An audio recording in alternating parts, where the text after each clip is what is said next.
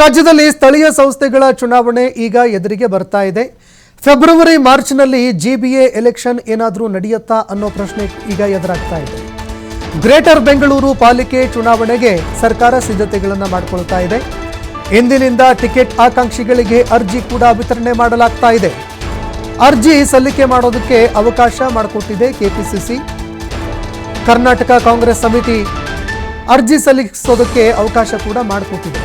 ಸಾಮಾನ್ಯ ಅಭ್ಯರ್ಥಿಗಳಿಗೆ 50,000, ಮಹಿಳಾ ಅಭ್ಯರ್ಥಿಗಳಿಗೆ 25,000, ಎಸ್ಸಿ ಎಸ್ಟಿ ಅಭ್ಯರ್ಥಿಗಳಿಗೆ 25,000 ಫೀಸ್ ನಿಗದಿ ಮಾಡಲಾಗಿದೆ. ಆಕಾಂಕ್ಷಿಗಳಿಂದ ಫೀಸ್ ಸಂಗ್ರಹಣೆ ಮಾಡೋದಕ್ಕೆ ಕೆಪಿಸಿಸಿ ಮುಂದಾಗ್ತಾ ಇದೆ. ಕೆಪಿಸಿಸಿ ಅಧ್ಯಕ್ಷ ಡಿಕೆ ಶಿವಕುಮಾರ್ ಅವರ ಸೂಚನೆ ಮೇರೆಗೆ ಸಂಗ್ರಹಣೆ ಮಾಡಲಾಗ್ತಾ ಇದೆ. ಡಿಡಿ ಮೂಲಕ ಶುಲ್ಕ ಸಂಗ್ರಹಣೆ ಮಾಡೋದಕ್ಕೆ ನಿರ್ಧಾರ ಮಾಡಲಾಗಿದೆ. ಸಂಗ್ರಹಣೆ ಮಾಡಿದಂತಹ ಹಣವನ್ನು ಹೊಸ ಕಟ್ಟಡಗಳ ನಿಧಿಗೆ ಬಳಕೆ ಮಾಡುವಂತಹ ಸಾಧ್ಯತೆ ಇದೆ ಅಂತ ಹೇಳಲಾಗ್ತಾ ಇದೆ.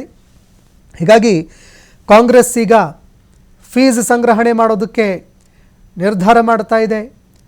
ಇದರ ಜೊತೆಗೆ ಶುಲ್ಕ ಪಾವತಿ ಮಾಡಿ ಆ ಟಿಕೆಟ್ ಪಡ್ಕೊಳ್ಳೋದಕ್ಕೂ ಕೂಡ ಹೇಳ್ತಾ ಇದೆ. ಹೀಗಾಗಿ ಈ ನಿಗದಿ ಮಾಡಿರುವಂತಹ ಫೀಸ್ ಏನಿದೆ ಅದನ್ನು ಹೊಸ ಕಟ್ಟಡ ನಿರ್ಮಾಣ ಮಾಡೋದಕ್ಕೆ ಕಾಂಗ್ರೆಸ್ ಬಳಕೆ ಮಾಡಿಕೊಳ್ಳುತ್ತೆ ಅನ್ನೋ ಮಾತುಗಳು ಕೂಡ ಕೇಳಬರ್ತಾ ಇದೆ.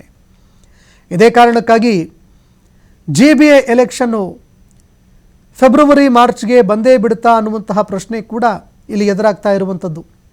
ಇದೇ ತಿಂಗಳಲ್ಲಿ ಜಿಬಿಎ ಎಲೆಕ್ಷನ್ ನಡೆಸಲಾಗುತ್ತಾ, ಗ್ರೇಟರ್ ಬೆಂಗಳೂರು ಪ್ರಾಧಿಕಾರದ ಎಲೆಕ್ಷನ್ನು ನಡೆಯುತ್ತಾ ಅನ್ನೋ ಪ್ರಶ್ನೆ ಎದುರಾಗ್ತಾ ಇದೆ.